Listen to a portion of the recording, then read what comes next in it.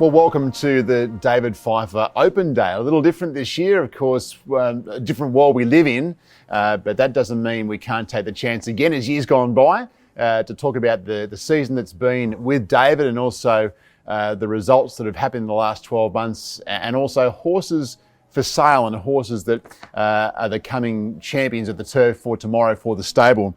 Of course, in the current climate with COVID, we're unable to do things the way we'd like to. So we've decided to bring the Open Day to you via a virtual Open Day. We'll be releasing a 4-part series video coming out every 2 weeks. And each episode will touch on something different, whether that may be the current horses, the 2-year-olds coming through and horses we have available or recent retirements and what they might be doing.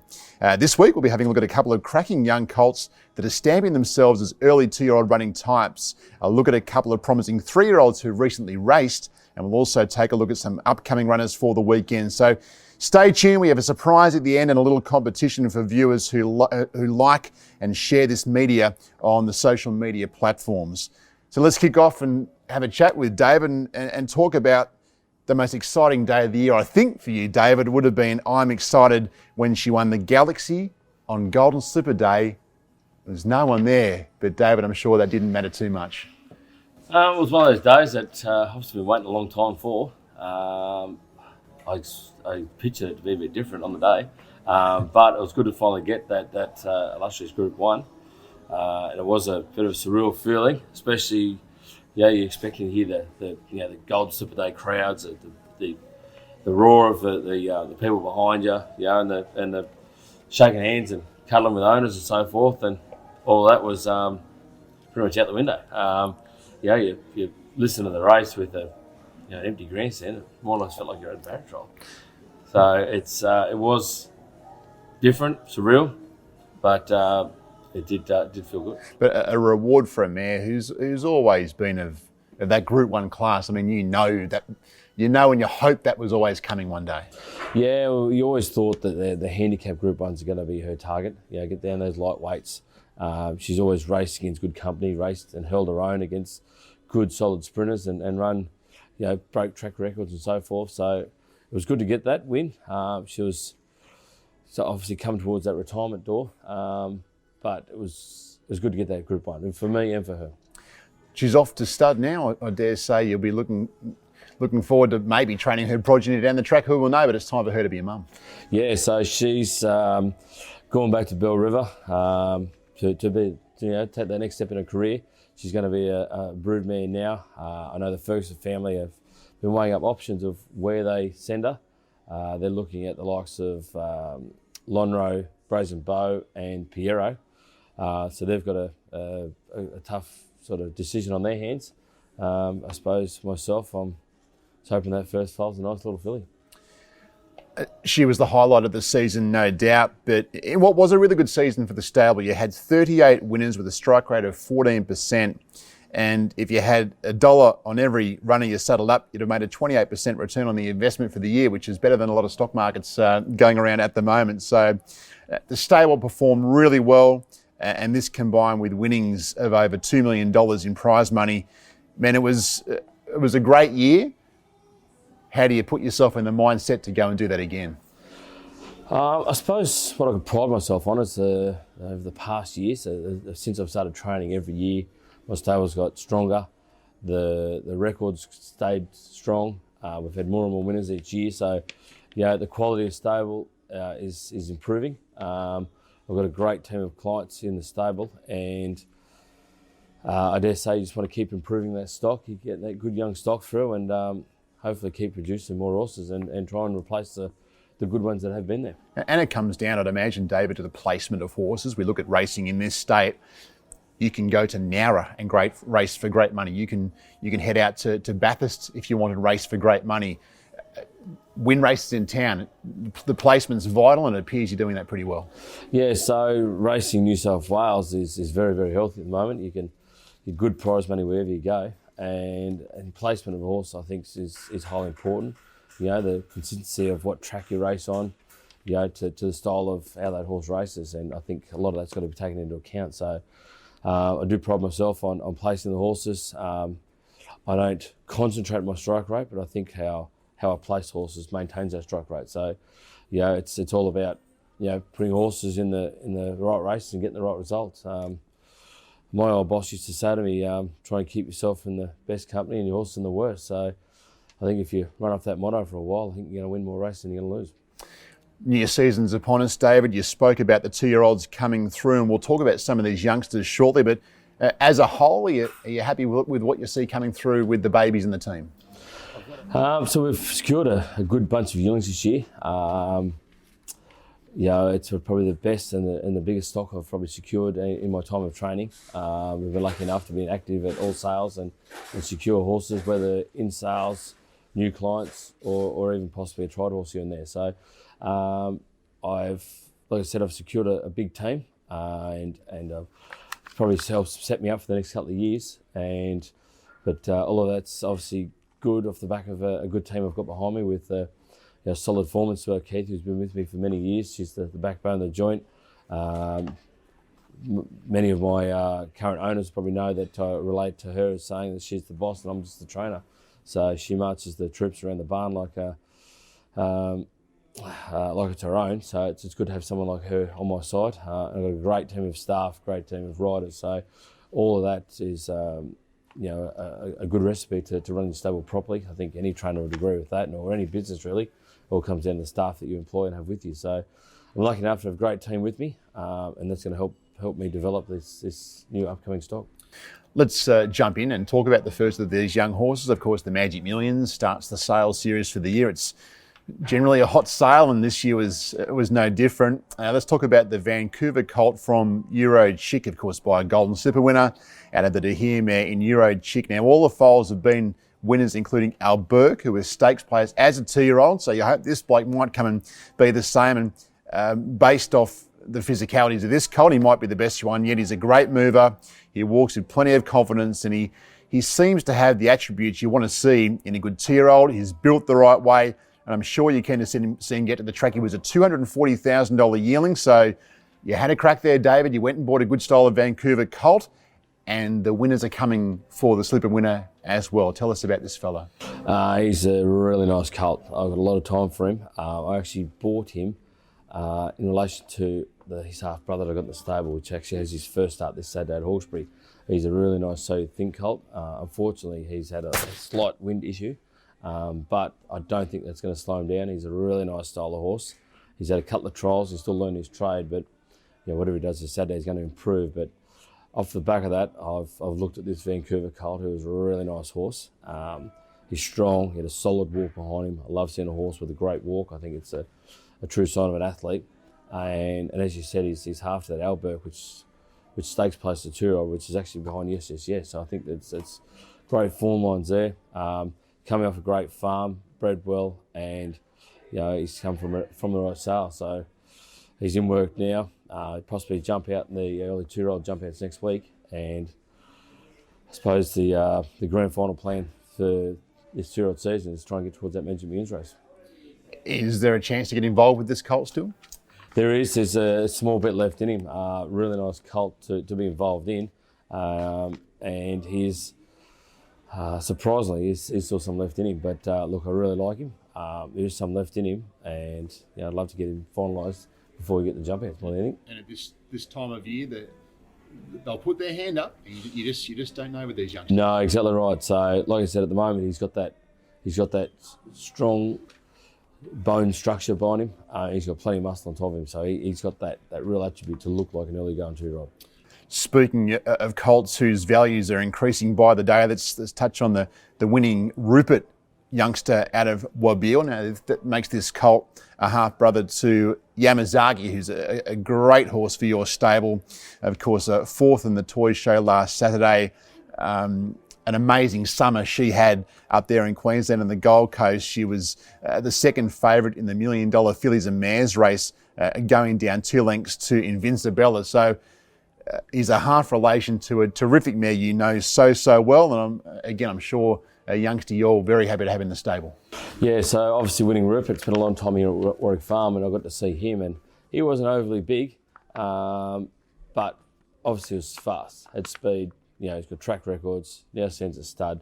and happy to back myself and securing a winning Rupert colt. Obviously, I've got more confidence off of Yamazaki. I've got no doubt she's going to be a stakes winner, and I knew buying this colt that he was going to secure his value going forward, because she was going to win more races, and his value was only going to improve. He's very sharp. He looks sharp, and you watch his in track work, and he looks like one of the 2-year-olds that will get up and go.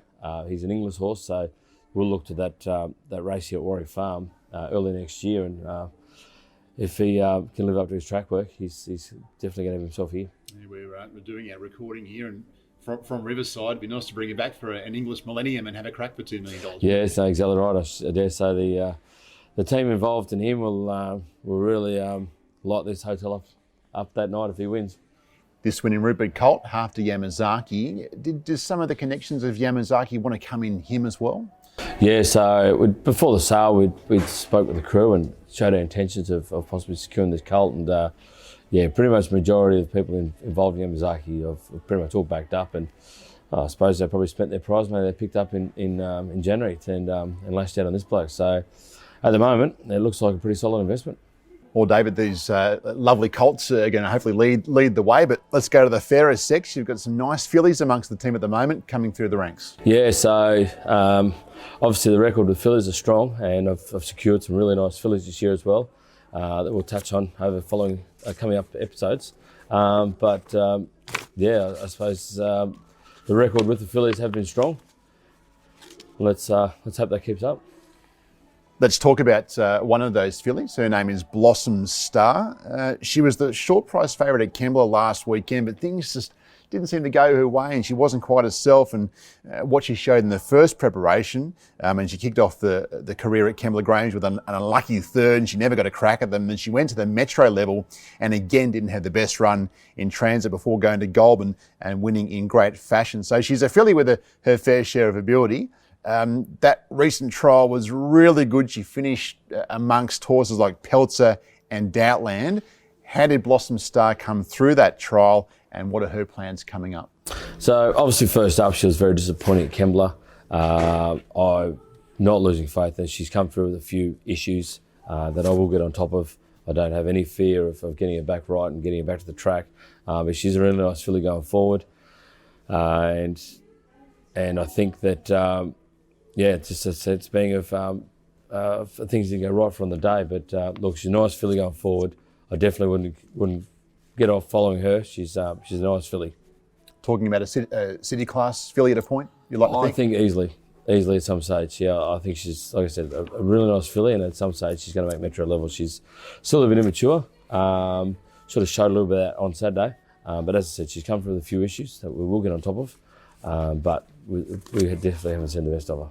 Produced a good type by the name of Rocketing By at Newcastle during the week, and another promising 3-0 for you. Yeah, so he was a really nice So You Think colt that we picked up last season, and he was his first couple of runs were solid, but yesterday he was put it all together. Still done a few little things wrong. You can see he sort of wandered about a bit in the straight, but he's only going to keep improving as well. His last 600 metres was in 32 seconds flat yesterday. Now that's a proper gallop. Is he a sprinter? Do you think he might get over a trip? What's going to be his go at a point? So he's out of that Melito family, which can go quick. He looks like an animal that'll just be sort of your 6, maybe 7 furlong horse. I don't think he'll get out to any big trip. But whilst he's learning his trade, and whilst we're learning about him, we'll learn more. But we'll slowly step him up a distance and see how he stands. But at the moment, we've got a nice sprinter on our hands, and let's just see what he can win for us. The Everest Carnival's upon us. It's a great time to be racing horses in Sydney, and the owners of Yamazaki, we think, have a lot to look forward to. She's nominated for the weekend. How's she going, and what are her ultimate plans? So this preparation, she's going really well. Wet tracks have slowed us down a little bit, but her first up run was great. She's entered in for 2 races this weekend. She will go to possibly the Mona Lisa or the last race at Remick on Saturday. We'll sort of decide that out with the connections over the coming days. But she's going great. Her work's been good. The tracks are going to suit her well. Nice big field, so you should have plenty of speed, should suit her. And I think we're in for a big preparation. We'll look to possibly head to the Tibby after that and if she can hold her own in that sort of level, the Golden Pendant could be on the radar. As we know, for those that haven't raced a filly or mare before, you're going to keep on hearing us talk about black type, and we'd love her to snag some black type along the way. Yeah, that's right. So obviously, mares picking up black type is helps set up their career going forward, or add solid value to them. So she's a nice big strong mare by Real Saga, so she's going to suit certain stones. But if we can pick up that stakes win, it's obviously good for the horse, good for the actions, and good for the trainer.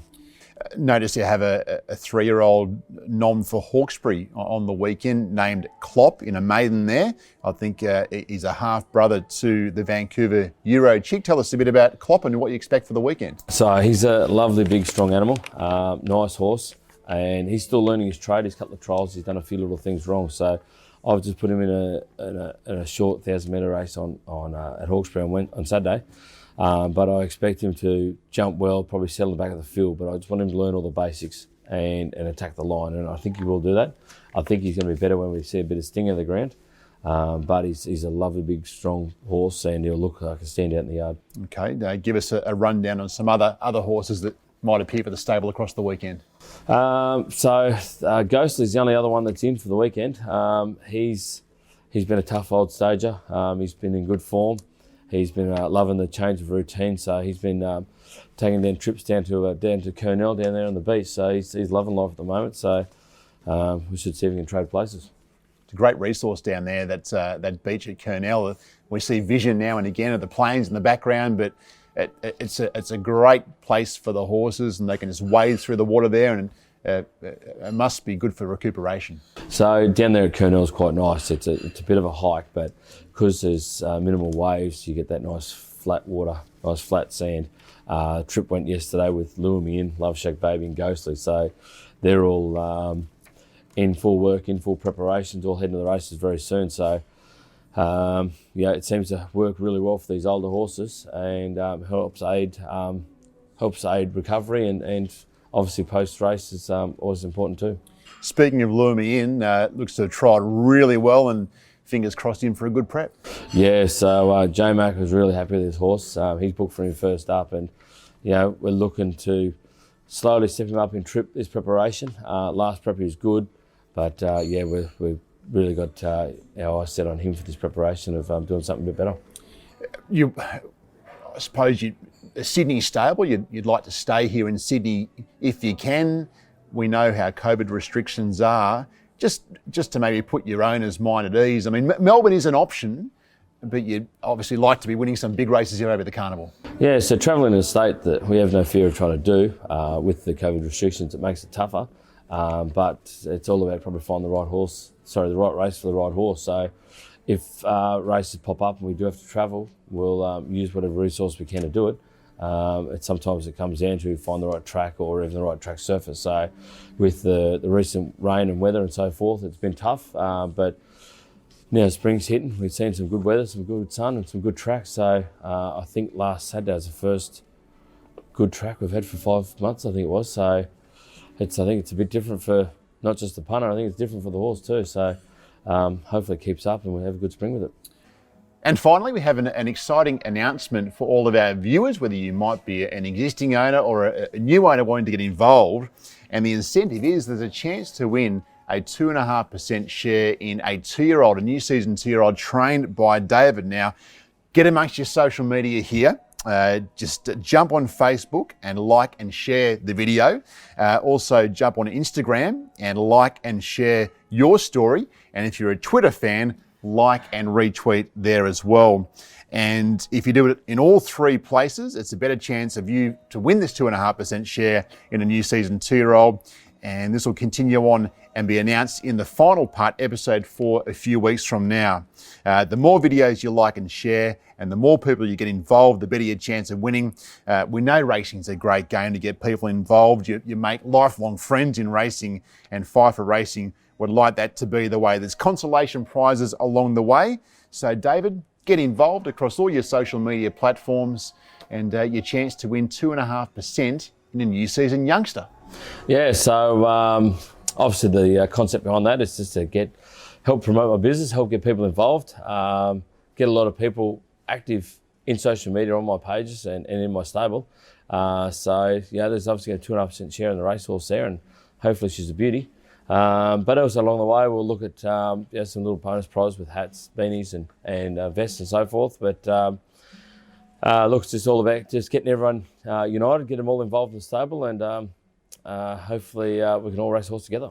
And you always know when a Pfieffer racing horse is running. You generally, certainly on Twitter, you put a comment out on that horse on the day, your genuine thoughts as to how it might go, and also a bit of video I see can bob up pre-race. It's letting your owners and everyone know just your thoughts on that runner on the day. Yeah, so myself and Mitch are trying to do the best we can with updates for owners and keeping up with social media. So, the team's doing a good job, and like I said, we're trying to do the best we can to keep everyone posted with what's happening in the stable or happening with their horses as well. So, it's an industry you've got to keep up with the modern times, and hopefully we're doing our best.